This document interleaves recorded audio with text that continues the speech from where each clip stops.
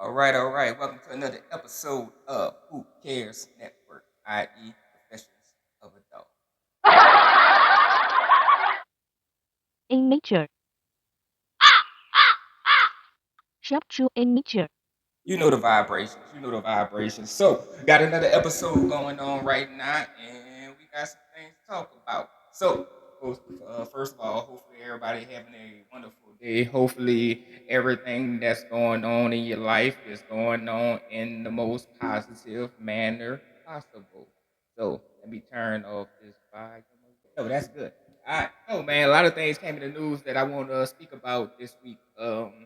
Obviously with everything that's going on in the world and everything that obviously always has been going on in the world, it's nice to get some type of detailed reporting in regards of some of the information that we might have missed on. So that's why Who Cares Network is here to make sure you don't miss out on too much. So let's get it started, and we're gonna talk about something that it seems like the whole world is talking about, and that is the Silicon Valley bank collapse.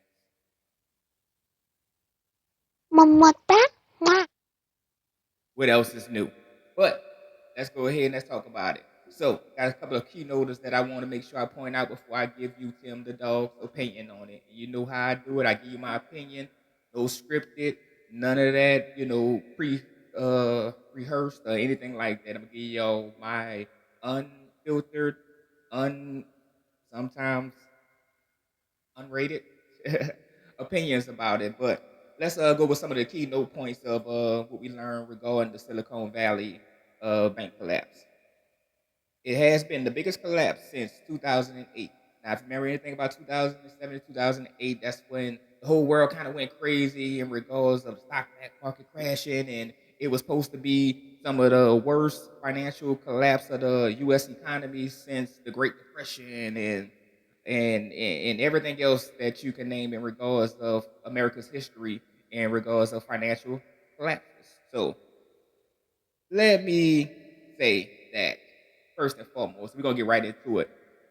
Don't it seem like the situation is always a repeated cycle in regard of the economy crashing, in regard of Wall Street just somehow, some way falls into a point to where they get everybody up in the uproar to basically try to take their money out or just going into this panic mode in regards of the financial stability that America basically depends on in regards of some of these big banks and Federal Reserves.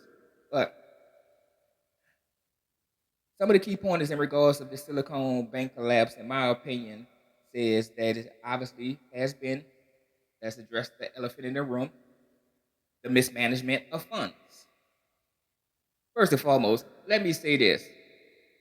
It always kind of took me aback to wonder how is America, which is showcased and which is promoted as one of the richest, economical, richest countries in all of America, but yet we sit here in over 2.4 to maybe $5 trillion in debt, but yet we print our own money. That never really made any sense to me at all. But I'm going to make sure that I go through this whole little information before I give y'all my further 100% opinion on it. Um, I learned a couple of new things in regards of terminologies in regards when situations like this tend to happen. We have something called a bank run. Now, you ask me, Tim, the dog, what is a bank run? That's why I'm here to tell you what a bank run is. A bank run occurs when a large number of customers withdraw their money when concerned about a bank or financial institution solvency. Solvency. What is a solvency? A solvency is when a company don't have the ability to meet promised goals. Now, if you know anything about America, know anything about a lot of our economy system, we have never actually been able to meet some of the goals that we promised. I mean, we got a lot of times where we have. Don't get it wrong, but it's been more times than others to where it showcased that we are not the best at making promises and keeping them. So that's the whole trajectory of this Silicon Valley bank collapse come about. And instead of everybody going into a panic and everybody putting themselves in situations to where they're trying to hustle up about their money, trying to figure out what's going to happen to their money. Understand that, and it's always notated in majority, if not 99% of these bank and financial institutions, that only $250,000 are insured by the FDIC. But yet, we still have millions and millions and millions and many people putting their trust in a lot of these financial institutions and banks that goes well beyond that cap number. Seen a story where I seen one of these big old investors lost about close to 20 million and 30 million dollars, and they haven't got any type of explanation on what's going to happen to their money. They're not getting any type of information on how they're going to be reimbursed any kind of that money, which puts me in a situation like we call it in the hood and we call it in the streets or whatnot. You just got jacked. You just got jacked. And it's all about reading into the fine print in regards of when you trust certain banks and honestly all banks and financial institutions with your money. It clearly says that only $250,000 is insured by the FDIC, that is federally regulated and is backed by the Federal Reserve. That is all you can have insured. But yet, we have millions and millions and millions of people complaining and going crazy in regards of this collapse, trying to figure out where their money's going to go. Well, I'm here to tell you where your money is going to go. Exactly in the pockets of the people who had control of the money, except $250,000 of it. So you got jacked. Never really made sense to me. Why would you put so much care and so much of your financial stability inside of a bank, especially one particular bank, when we have thousands and thousands of banks? I think it made pretty more sense if you're going to have that type of money to where you need to hold it, obviously, in a place, outside of yourself, then you have about 20, 30 different banks to where you can actually open accounts in and put that amount into each one of those banks. Because obviously nobody wants to have 7, 8 million, some of these people even a billion, quote unquote, just laying around in the house. Obviously, that's not safe. But what is the middle ground? What is the median? How do it gets to a point to where situations like this occur and everybody's not affected by it? Because you know what it is. Most of the people that's sitting there complaining or whatnot about the money's being lost, and you know who's going to have to carry the burden of the financial cost of this collapse. And they're gonna always look at it to be the regular middle class, even though they have basically eliminated the word middle class. If you've been paying attention for the last few years, it's obviously just been rich and poor. It's either you're rich or you're poor. There's no more middle ground anymore. So they completely depleted and completely erase the term middle class. But that lets you know if most of the rich people are complaining about where their money is going to go and how the economy is going to recover, who are they going to focus and who all they're going to come to asking to take the cost of that? Taxpayers. By their terminology, the poor folks. So that is your question to wonder. How is it that, quote unquote, the poor folks are disbanded, not given the same type of opportunities that a lot of these high class big corporations are getting as far as federal bailouts, as far as a different type of insurance and tax breaks to hold on to their millions and millions and millions of dollars. And then when you have a situation like the mismanagement of funds, something that has always been going on throughout the history of the American financial economy, has happened. And it always sucked that they always have a fallback option. And 9 times out of 10, they usually come out of this situation after the initial panic and everything is over and done with. Why does it seem like they always come back and come out richer? Could it be a Ponzi scheme? A pyramid? I don't know. But all I know is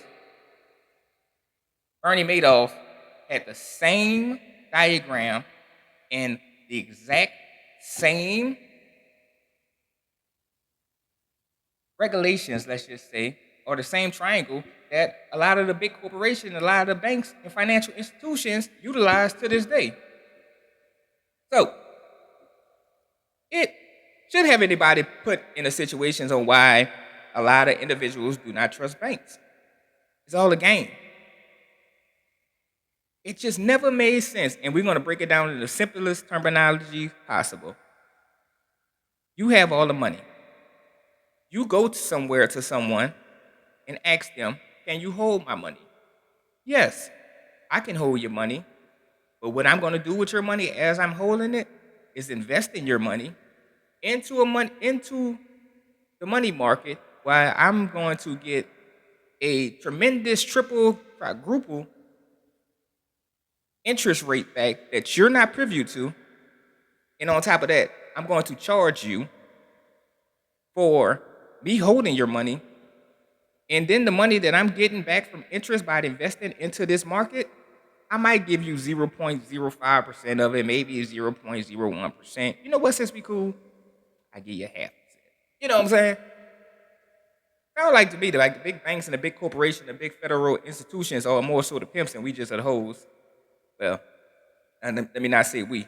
I sure ain't got millions of dollars sitting. I ain't got thousands of dollars or $1,000 sitting in the bank. So we ain't gonna say we. I'm just gonna say the same individuals that we look up to and the same individuals that they try to make us believe is the pillar of this country and try to make us believe that they are absolutely needed for for this corporation, which is America, to operate. But yet, the same individuals that you don't allow a preview to the same interest rates, the same opportunities that a lot of these big corporations is getting, always run back to the same people that they try to keep out of the group. And we fall for it every time. Every time. There shouldn't be anybody really panicking about this collapse outside of the same individuals that's trying to lock us away from getting inside of the quote unquote crew, outside of the quote unquote 1%, outside of the elites, as they may call it. You don't want to help us get inside the door or sit at the table, or you're not trying to provide even more so opportunities for us to sit at the table, because it all comes with work and it all comes with a little luck and, opportunities. But we don't even get the opportunities. But yet, you always run back to the same people that you're trying to keep away from the same table as you. So, I don't really care about the Silicon Valley Bank collapse. I don't even got my damn account at Silicon Valley Bank. Why the hell would I give a damn about it? Even when they was quoting that the economy is going at an all-time highest rate, job unemployment percentage is at the lowest rate, and this and that going on. But yeah, you still got people making $7 an hour, $8 an hour, and all this good stuff. You don't even give a damn about the citizens enough to ensure that they are making a decent amount of wage to where they're not below the poverty line. It is 2023. We should never be in a situation right now where the poverty line should even exist. It shouldn't even be a word. It should be like a figment of our imaginations right now. It's more so a figment of imagination for the average American to make $100,000 a year than it is for anything you want to name. Anything. I can go through a whole list of it, but we ain't got time for this because I understand I be rambling on, but I'm keeping myself at a point to where I'm staying at a particular time frame. So that's my opinion on regards to the Silicon Valley Bank collapse. I.e., when it's all said in a nutshell, I don't give a fuck. Good. Struggle for a little bit. Damn. Good. Let it happen. It needs to happen. In order for anything to be rebuilt and anything to be put in a better situation as far as i.e. change, things got to collapse. Situations got to happen. But it seems like this collapse is more so premeditated. So it makes no sense for a collapse to happen if you're going to put the same people in positions that was the main reason why it collapsed in the first place. So if they start changing that around, if that situation start happening where we start seeing new faces, new regulations, new bills being passed in regards of the amount of money that a lot of corporations can be privy to without giving out, this is a great recorded number of opportunities. I don't give a damn about none of these collapses. I don't give a damn about none of these economy. I don't give a damn about anything that goes on with these rich folks who's being stingy with their money and trying to ensure they hold on to their money by keeping the poor poor. Kiss my ass. Now, speaking of kissing my ass, just do it. I'm gonna talk about Nike. And I'm not telling Nike to kiss my ass, but segue. I'm working on it. Don't worry about it, y'all. I'm gonna get there. But so Nike plans to stop using kangaroo skin on its shoes in 2023. Let me ask a question. How long has Nike been using kangaroo skin on their shoes? And why the hell nobody knows about that? Well, obviously people know about it. Let me stop saying nobody. Just me. I didn't know about the shit. The poor kangaroos. Can you imagine being a goddamn kangaroo and you just sitting around chilling, living your best life, just trying to, hop around, and just do what you got to do. Kangaroos look more human-like to me than any other mammal that's going on in the world, just i.e. You ever seen some of them damn kangaroos? Them motherfuckers are muscular. I done seen the kangaroos that came out, that jumped out in Australia that looks like they just got out the pen after a 20-year bid. Motherfuckers muscular. I mean, you got to see them damn kangaroos. They can fight. Man, them things there. I don't know. But Nike say they plan to stop using kangaroo skin on its shoes in 2023. Let me give you all the reason why they chose to stop doing this. This comes after Oregon lawmakers passed a bill prohibiting the sale of kangaroo parts in the shoes. Who the hell in their mind was just thinking one day, you know what, man? We need to do something different with our shoes. What else can we do, man? We got to do something that just stand out. I got it. Listen me out. Just hear me out. Ever heard of a kangaroo? Yeah. Them things in Australia. You know how they got crocodile leather shoe? Nigga. Let's do kangaroo skin. They gonna love it. And that's what's been happening since 2018, 2017, as far as back as the research that I did, how long they've been using kangaroo skin for their shoes. And who the hell goes into a shoe department and say, hey, I only buy shoes if it got kangaroo skin in it? I have never heard anybody in my life ever go to a Foot Locker, a Foot Action, a Champs, a Finish Line, not even Ross, and ask for shoes with kangaroo skin. That must be another of them rich people things that I know nothing about, that we're not privy to. But I'll use that opportunity to say why kangaroos are special. Want to talk about it? Let's talk about it. Some of the reasons why kangaroos are special. They're left-handed. Now, if anybody know anything about me, I thoroughly enjoy being around the presence of left-handed people. My daughter's left-handed. Hey, baby. And just some of the people that I had some of the best conversations with and the best learning experiences and the best particular times that I could say I've been around to kind of bring out more of my creative side has just happened to be left-handed people. That's just what it is. So to hear that you're taking a mammal that is so special, so creative, because they're left-handed, and making their skin out of kangaroo, and making their skin to put on some damn shoes. If I was a goddamn kangaroo, I'd be pissed off too. Only in America, where we would sit there with millions and millions of people homeless around the world, choose to put kangaroo skin on a pair of damn shoes. And only we gonna buy them. Let's talk about some other things that's special about a kangaroo. They use their tail as a fifth leg.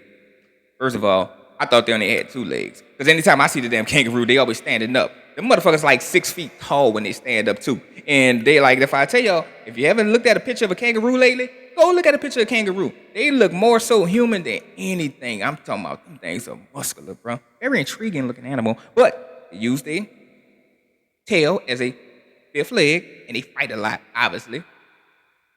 But another thing that I ran across as I was doing my research in regards of kangaroos, do you realize they are being eaten almost into extinction? Didn't even realize since 1959, a large part of the food trade, as far as exporting and importing all around these different ports, including America, has been utilizing the value of kangaroo meat. Why is kangaroo meat so special? A couple of things. Kangaroo meat is low in fat, high in iron, and zinc, and it serves as a high volume of omega-3. What is omega-3? Omega-3 is a source that provides the ability to give you a healthier heart. Omega-3 is very, very, very necessary and utilized in not only just the foods, but in a lot of the vitamins and a lot of the natural herbs that we already are privy to. Kangaroo meat brings even higher volume when it is consumed as well. Now, don't sit there and act crazy.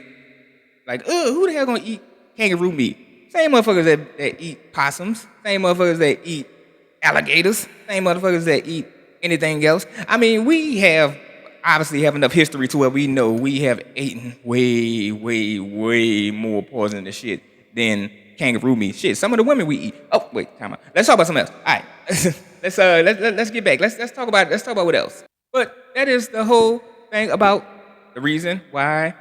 And shout out to Oregon, the state of Oregon, for being the trailblazer in regards of putting in this bill to where it is prohibited, because we have a lot of things that are going on in this world. And the last thing we need to be doing, especially utilizing some great source of meat that is going to give a lot of humans the ability to live longer and live healthier lives, is using it and utilizing it for a pair of goddamn sneakers that sells at minimum to $400. Now, I know everybody has their opinion whether animals should be ate, animals shouldn't be eat. You gotta, it don't even matter what side. I mean, whatever side of the fence that you stand on is the side of the fence that you stand on, in my opinion. Is either we're gonna eat the meat or we're gonna eat the plants. Either we're gonna jeopardize the oxygen and jeopardize utilizing a lot of things that keep us living, or we're gonna, utilize the animals. I mean, think about it. Nobody don't eat the cows. What reason would we have to have all these damn animals around? I'm still concerned about how are we able to have so many chicken places all around in every state of America, but yet not run out of chicken. That is amazing to me. I never knew they had so many chickens in the world. I never knew they had so many cows. Everywhere you go, you see different type of restaurants. I'm not gonna say any names because none of them ain't paying me. But everywhere corner you go, there is a fast food establishment that say 100% real beef, 100% real chicken, no HGH, no steroids, none of this that's going on in regards of, they giving off this perception that they only serve the people healthy, organic animals. And a lot of these places have been around since the last 70, 80 years, but yet we have not ran out of chicken. We have not so far ran out of cows. We have not ran out of any of these animals. Crazy. It's ridiculous. Yeah. Say whatever. But shout out to Oregon for keeping up with the kangaroos and being a state who's not scared to defend the kangaroos. I like kangaroos. No reason. No reason to be putting damn kangaroo skin on shoes. I mean, come on, what are we, savages? Speaking of kangaroos, let's talk about Hurricane Chris. So, if anybody know about Hurricane Chris, he was a popular Louisiana rap artist who had his songs like "Hey Baby, Hey Baby." It used to be jammed too. Say what you want. Everybody was rocking that during the time. I don't remember what year it was, but it was rocking. They also had a song called Holly Berry. Now, if you remember anything or you've been keeping up with any news that's been going on, I know a lot of us is not privy to that news, so let's be honest, a lot of us not checking for Hurricane Chris like that, but I do respect, his grind, he can actually rap and everything. But a situation happened in 2020 where he murdered a man. Let me give y'all the whole little breakdown. So, Chris admitted to shooting Dan Zero Ferris Jr. He admitted that he shot the man back in 2020, but claimed it was self-defense. And he this today actually was exonerated by a jury of 12 after a 7-day trial that believed that he utilized his right to defend himself. So he was found not guilty of murder and not guilty of possession of a firearm. Some of the funnier things and some of the things that just kind of got my gears going, my gears going regarding this situation that happened is his comments from his lawyer. Now, his lawyer blasted the Louisiana investigators for their poor and lazy performance during the initial investigation. He went further to say how it affected his client's life as he was looking to capitalize off some new opportunity that he hopes that can be replenished. Now, there's not many more information that the lawyer gave outside of that. He didn't say if he was planning to sue the state of Louisiana. It probably wouldn't make no sense to even sue because we all know Louisiana is broke right now, and it has been broke, and that's not something that we just even got to further indulge in. You can still pull up information in regards of some of the cities that's in Louisiana that look like they just got hit by a hurricane in 2005. But that situation caused me to have a question in regards of the repetitive type cycle that it seems like has happened regarding rappers from Louisiana and the initial investigations. For the last 15, 20 years, we've been speaking about C Murder situation to where he had appeals and appeals, and it's basically already documented and already universally known that he's actually innocent in the murder that he was accused of and convicted of, to the point to where it's in an interview with his brother Silk the Shocker. Now, I know y'all remember Silk. We all remember Silk. But he got into the interview and he was speaking about basically some of this information that he has and a lot of information that the jurors and a lot of information that the investigators, the DA, and all the way up to even the judge per se. Now, it's not my words, and obviously I'm just, just not quoting him bit by bit. You would have to go through the interview in order to get his exact words in regards of this situation that's going on. But they also put in as if C Murder is holding himself back from getting out, or he held himself back from getting out. Only thing that I could assume in that situation was he chose not to, quote unquote, snitch. Obviously. That's the only thing that I can see.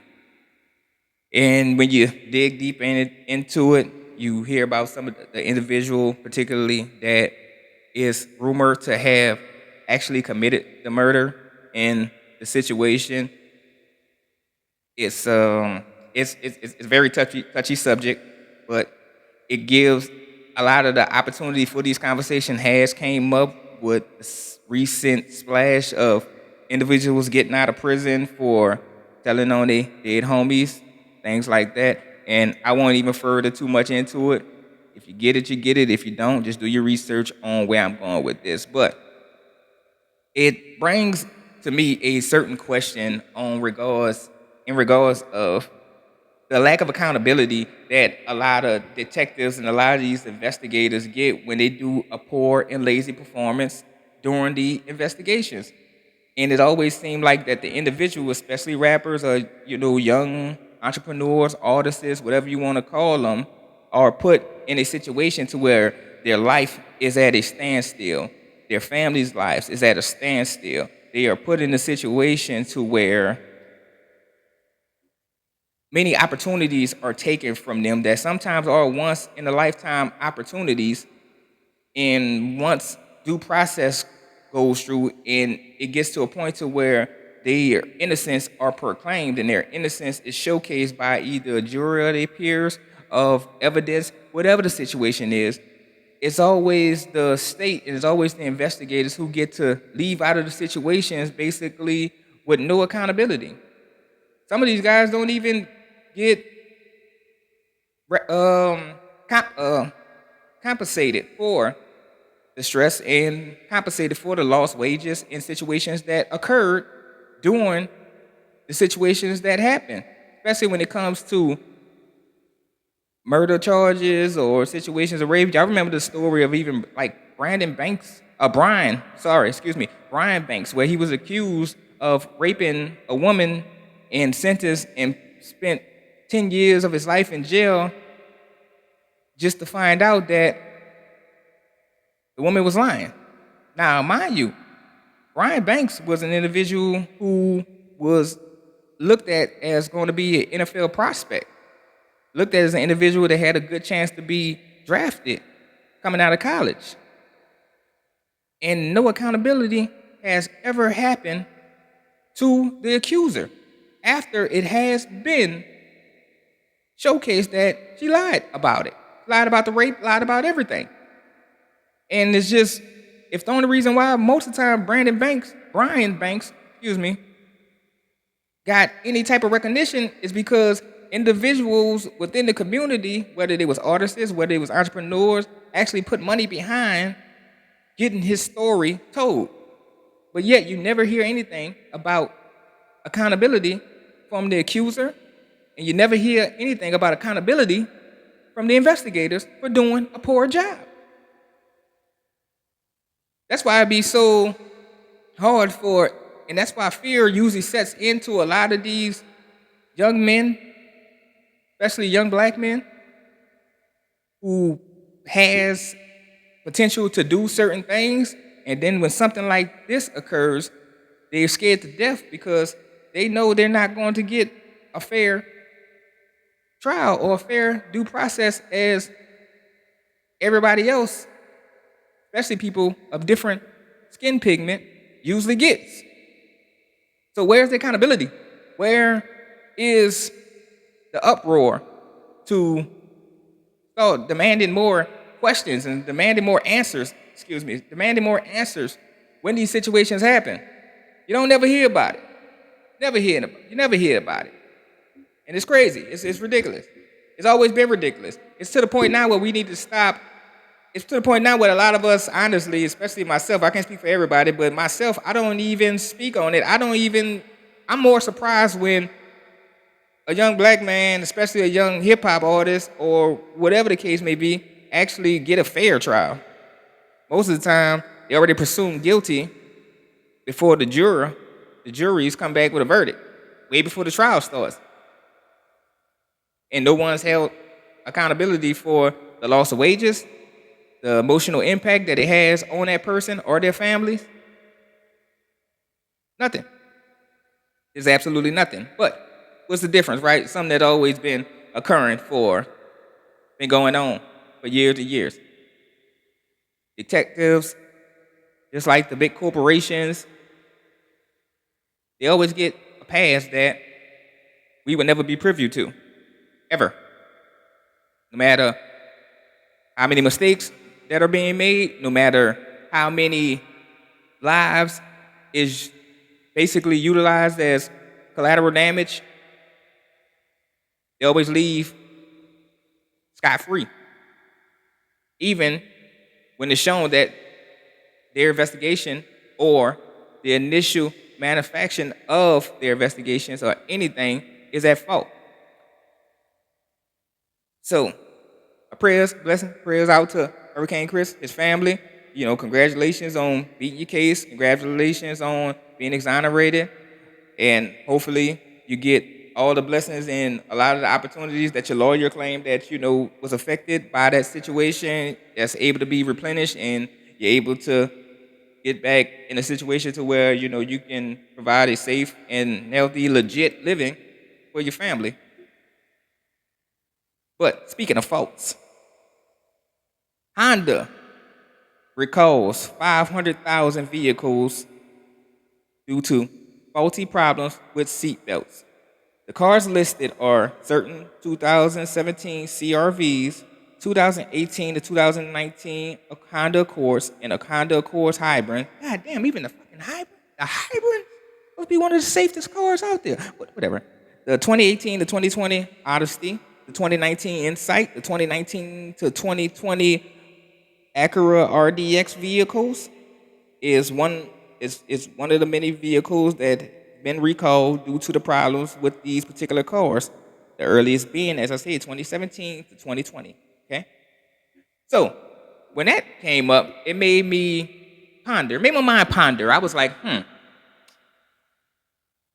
why does it take so long for a lot of these large manufacturers of these vehicles to find out that a lot of these issues are faulty? Given the situation and the information that we're given, they usually place in a situation where they say they do a thorough check of these vehicles and everything regarding safety with the vehicles. But yeah, this was created, the earliest being 2017. It is now 2023, and all of a sudden, over 500,000 cars have to be recalled. So that even had my mind running to ask certain questions like, how many accidents or how many situations had to be a fatal situations due to some of the faultiness of these seatbelts before they say, you know what? Maybe we should recall about 500,000 of these cars. We're not going to even speak about maybe the millions and millions, possibly even billions of cars that was manufactured at that time. They only recalled 500,000. So you have the ability to know exactly which 500,000 of these cars has faulty seatbelts out of the millions and millions and millions of cars that you manufactured 6 years ago.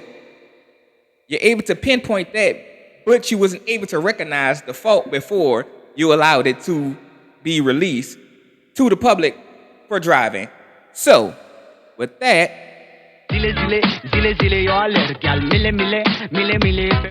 bullshit. Okay, but maybe do some information in regards of checking, just doing my research. Because I research. I'm a researcher. That's what I do. I don't just look at certain things. I like to give everybody equal opportunity to figure out the situation before I just jump out the roof. That's just what I do. But I went and checked the fatal accident rankings in regards of the top 10 cars that typically shows up in the report in regards of the cars that typically has the most accidents on the road. That's even amazing to me that they're able to keep a stat like that.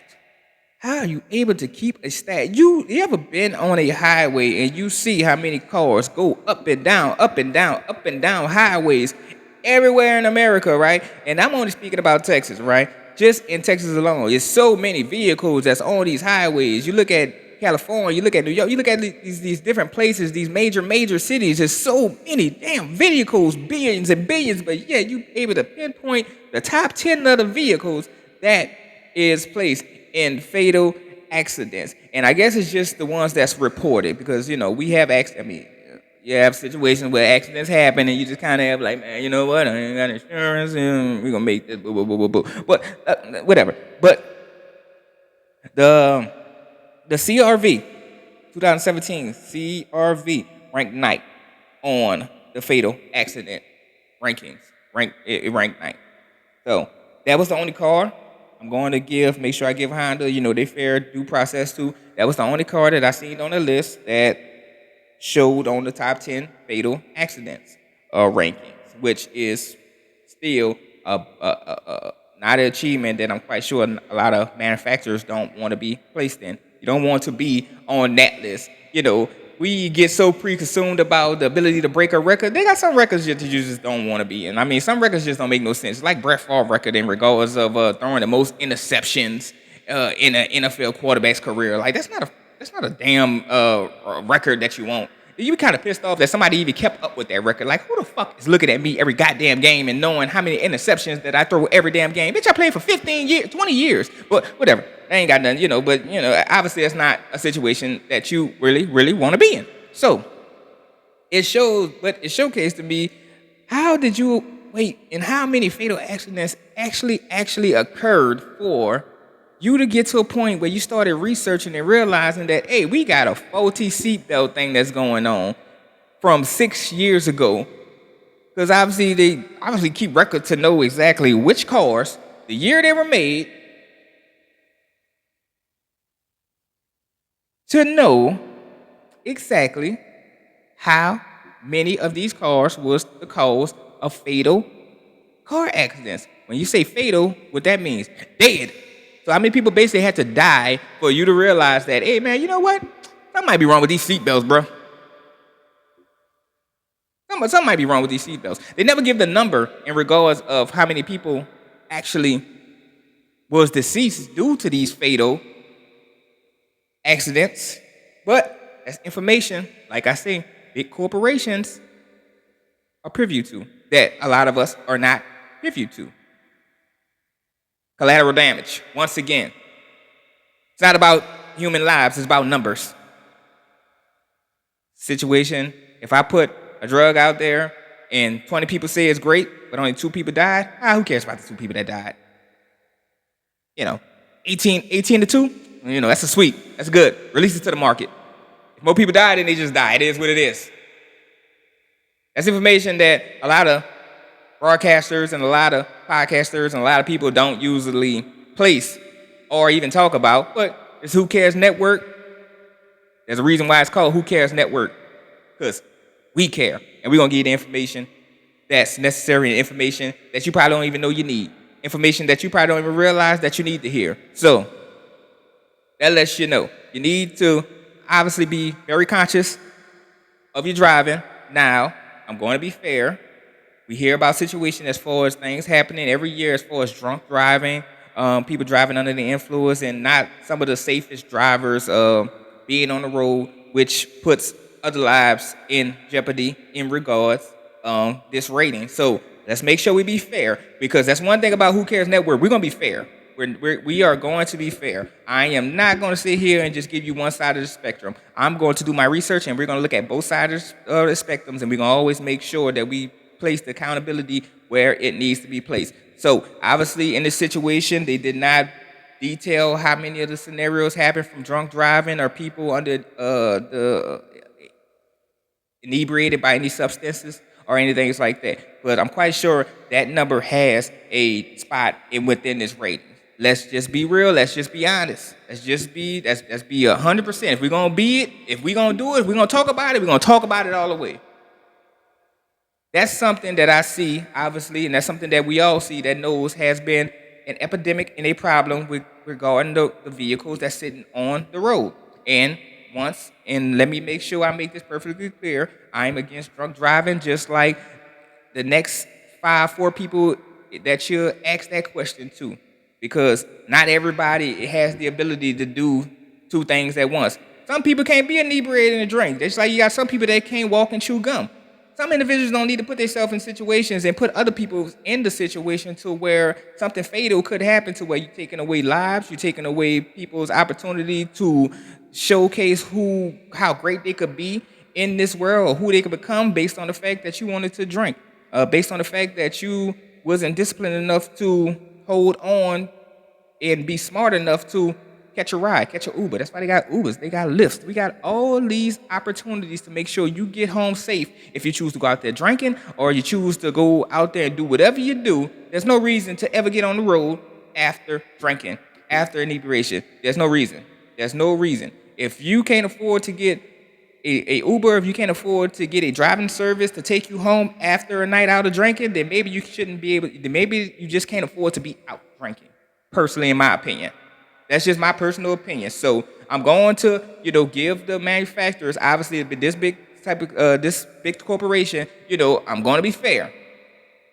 So honestly, you can't get to a point to where you're ready to do a big old uproar about a situation as far as the 500,000 vehicles that was recalled when you don't get all the information on what are some of the reasons or some of the things that could have occurred that may had occurred that caused the vehicle to have a fatal accident. So I'm not gonna go too much and too strong on Honda.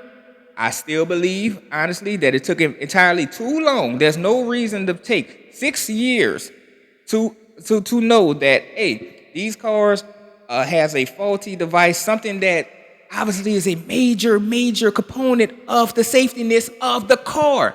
If it is a seat belt, that is something that you need to, act on relatively quickly. It didn't take you 6 years to come up with this conclusion.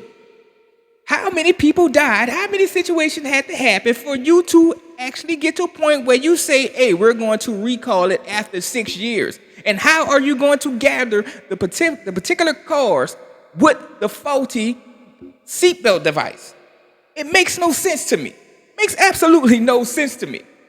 I don't understand how it's kept up. How do you keep up with the records of all this, but yet you could not catch this situation before you release the damn car? Makes no sense to me. But a lot of things go into that. A lot of situations go into that. Ah, my God. But we're going to go on to the next subject. We're going to lighten it up with sports. In sports, we're going to talk about one of the biggest stories that's been going on in the NBA. You've been seeing it on all sports debate shows. You've been seeing it on ESPN. You've been seeing it on Fox Sports News. You've been seeing it on anybody, multiple podcasts, multiple sports, internet, radio broadcasting companies. And shout out to y'all too. Shout out to the independents out there trying to get it up just like y'all get it up. And we're talking about Morant. Talking about killer Morant. Gangster Morant is what they used to call him. I don't know if y'all knew. Gangster Morant. We stopped joking around. But Morant did an exclusive interview with ESPN. And some of the quotations that came out of that interview is where he said he realized what he had to lose and understand he was in a situation to where he was affecting not only his family, himself, but the people that support him, the kids, and everybody else that look up to Morant.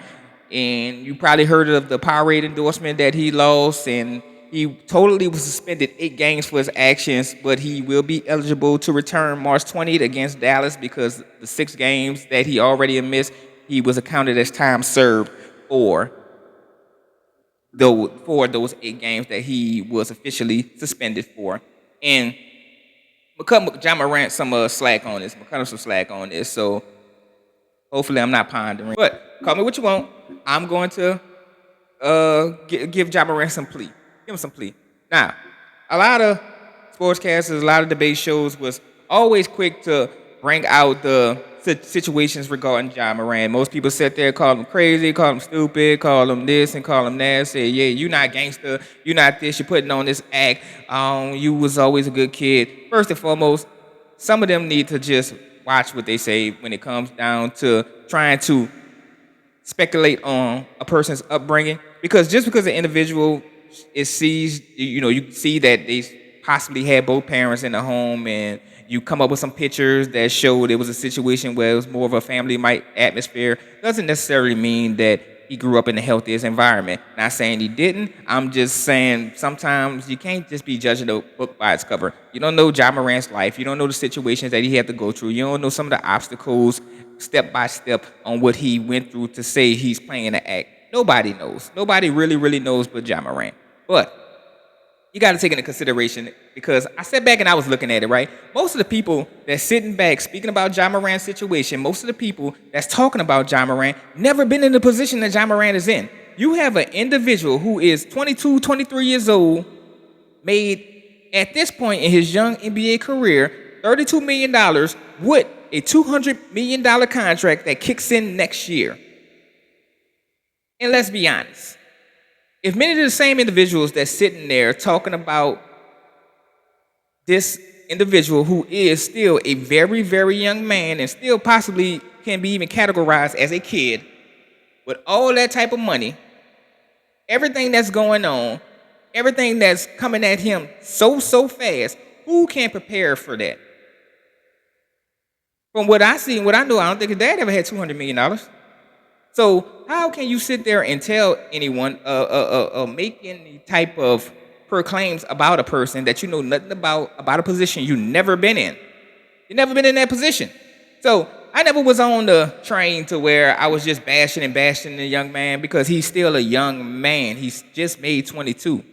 Now, what he did was stupid? Of course. But when we all were 22 and people put out some of our stupidest moments, could any one of us have any place to even pass any type of judgment on that young man or any situation or any young man or women that's been in that type of scenario or done stupid things? It happens. It happens. He got the help I hope that, he said that he needed to get, and he admitted and he honestly took accountability that he didn't realize how much of his actions was affecting not only his business dealings, but his family and everybody in his inner circle. It happens. It happens. I've never been a person that ever had that amount of money and that amount of pressure, because you got to understand maybe the pressure that comes from not only just being John Morant, not only the pressure of potentially being the face of the NBA, not only the pressure of having this opportunity of generational wealth in front of you, and how many people I'm quite sure calls and asking for this, asking for that, this going on, you got this going on, you got scenarios going on. There's just so much probably going on in this young man's life at one time. He's bound to make a mistake. He was bound to put himself in a situation that, unfortunately, that he would have regretted.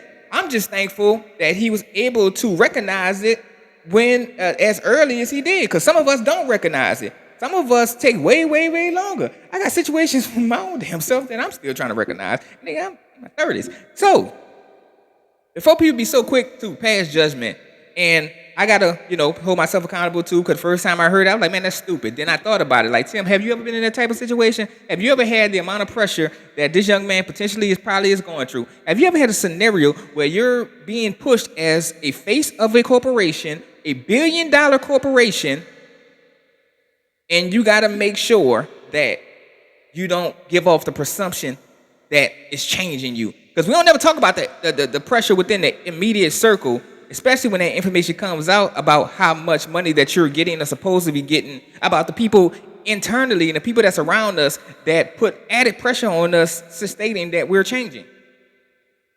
And for a lot of us, we try to run away from that perception. Oh, I can't change. I still got to be me. $200 million. I still got to act like I'm hood. I'm this, I'm that. I'm still like one of the guys. Once you hit $200 million, once you hit $1 million, in my opinion, once you hit $100,000, you're not one of the guys. That is so different. Now you are the ultimate breadwinner, and everybody is doing everything 9 times out of 10 from your expense. If you got an opportunity to get $200 million, you better change. You better change. You have the opportunity to get $100,000 for the average Joe or the average American that's walking around. Yes, you better change. If you want to keep it, you can't be the same person after you reach a different tax bracket. It's just not possible for you to keep. And if you choose to be the same person, 9 times out of 10, it ain't going to last that long. But instead of all of these broadcasting companies, these major broadcasting companies jumping in and just going in on the man, talk about his faults, how about people just pray for him and just, give him an opportunity to learn, give him an opportunity to understand his situation, give him an opportunity to realize what's in front of him. Because there's got to be a lot of pressure. Got to be a lot of pressure. Only thing you've seen and only thing you hear in regards of people's opinion about this young man is, oh, he don't know his identity. No shit, Sherlock. He's 22 years old. Did you know your goddamn identity at 22 years old? My bad, 22 years old? You got people that some of us in our 40s and 50s don't even have our identity in place. But you're expecting a 22-year-old with $200 million in his face, already made $30 million in his short career, to know his identity? No, not gonna know. He's 22. He still want to, come off as if he's still hip. He's still under this pressure that the money didn't change him. Still got to go under this presumption that it's bad to change when you reach a certain level. And that is one of the reasons why a lot of us never reach another level. We want to be the same person, rich, that we were when we're broke. And it's just not possible. Just my opinion. Never been rich. But I'm quite sure if that opportunity for me was to come, yeah, I'm going to have to change. Because just because you got it don't mean you can keep it. In order for you to keep it, you got to change most of the time the people around you. And you got to start looking at everything as who's pouring into you. Who's just not along for the ride, but who's actually pouring into you and pouring positively. It ain't about just a monetary standpoint, but who is pouring into you spiritually that's keeping you grounded, but yet keeping you motivated to understand that the purpose is bigger than just this amount. Gotta look at that as well. So, I was actually great. It's great to see that John Morant had this interview. It's great to see that he put himself to where he hold himself accountable for some of the decisions that he made. The biggest one being what everybody's talking about of the Facebook Live, Facebook, Instagram story that he did or whatnot, to where he brandished a gun. Okay, he took accountability. He owned up to his shit. And that's something that a lot of us should be more so congratulating as well, to that he has the ability to man up to his mistakes, especially at being 22 years old. So, peace and blessings, and prayers out to John Morant. Hopefully stay on this route, and hopefully this is an opportunity that's going to elevate him to even bigger, more purpose in life now that he was able to get a reality check, get his mind in check, and get himself together. So, shout out to John Morant. Oh, and that's going to be the conclusion of Who Cares Network podcast episodes, aka Confessions of a Dawg. And I just can't leave it without talking about some of the most important things of that this show is based upon, and that is your mental health. Hopefully, your mental health is where it needs to be. Hopefully, you are getting the necessary support and the necessary people and individuals around you to recognize some of the things that you may be going through internally, whether it's past traumatic situations or whether it's a situation that just occurred or whether you're going with it right now. Let's continue to not allow the agenda that mental health is just a figment of our imaginations. Let's not continue to allow corporations, let's not continue to allow lawmakers, let's not continue to allow even anyone to say that it's just in your head. It's not something that's real.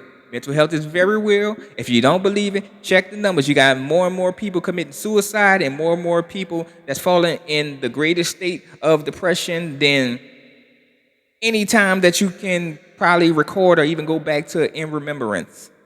But yet, we steady allowing corporations, the lawmakers, and the people that's trying to hold on to their funds or hold on to whatever their agendas are to put people who dealing with mental health conditions as if they don't matter.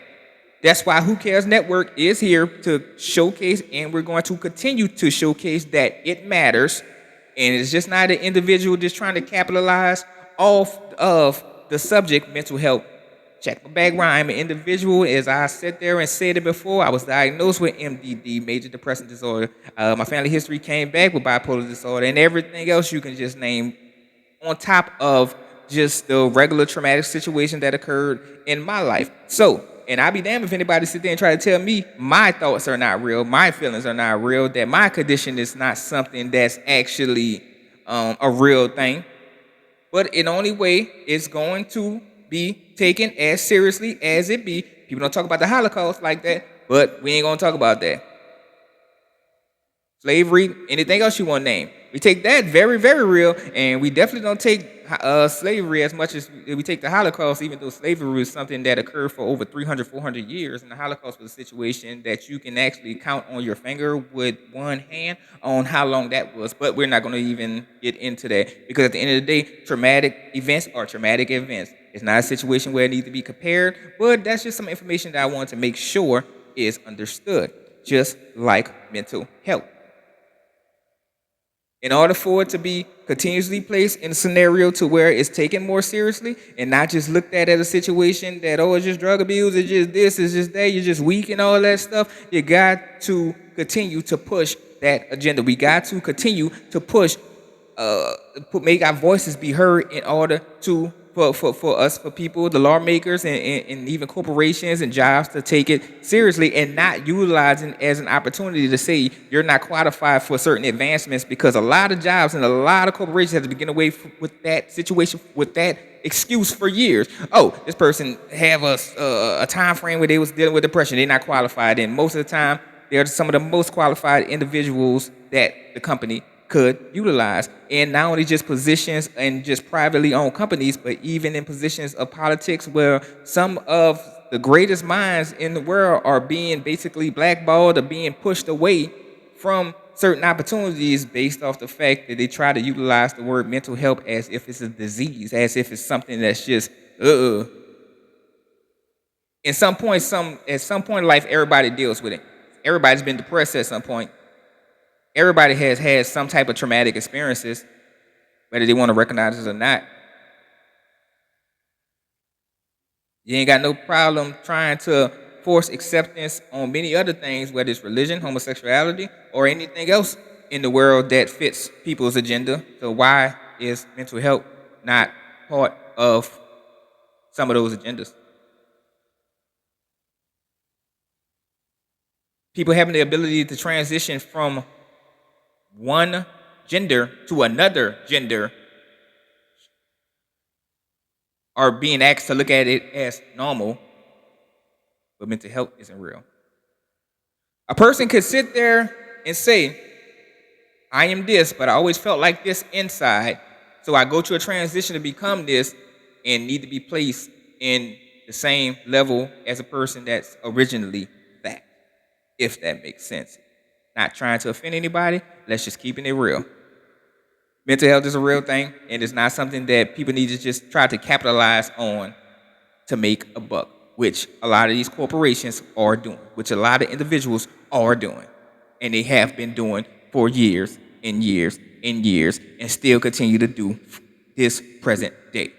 The only time it's going to stop when we choose for it to stop. How do we choose for it to stop? Start looking into the people that's making the decisions on your behalf. The same people you don't know about, from the lawmakers and many of the people that you're not or voting for. Looking into that, because that's the individuals at the end of the day be having the budget, and that's the individuals at the end of the day that's going inside these meetings with a lot of these people that are handing out these federal budgets in regards of each state. Figure out who's representing you and ensure that it is done consistently. That's my thought on it. And that's the end of the show. This is Who Cares Network, hosted by Tim The Dawg. Hopefully you have a blessed week. Hopefully you obtain every goal that you set for to attain. This is Who Cares Network, where mental health laughs too, but we also get serious.